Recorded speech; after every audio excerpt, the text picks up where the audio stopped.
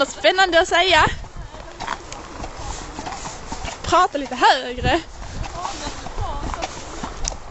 Ja, precis. Misse sa att det skulle hagla. Och när vi kom ut så haglade det. Jag har jättefint reflextäcke.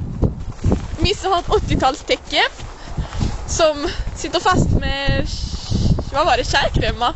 Nosremmar. Det här på ena sidan.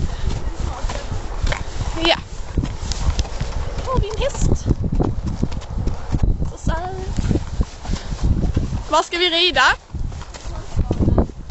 Golfbanan. Ja. Jag fattar precis.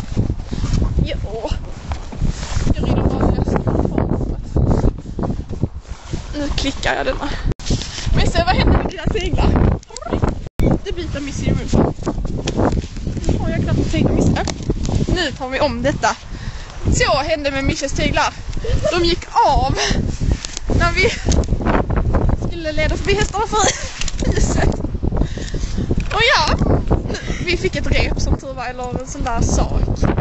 Det var en jäkla tur. Tänk om det hade typ gått av när vi är rädd. Men hallå, tjena killen.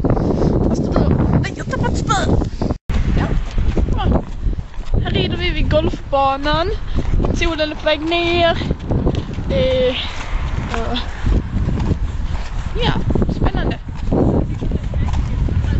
Okej, då vet vi det. Hej då.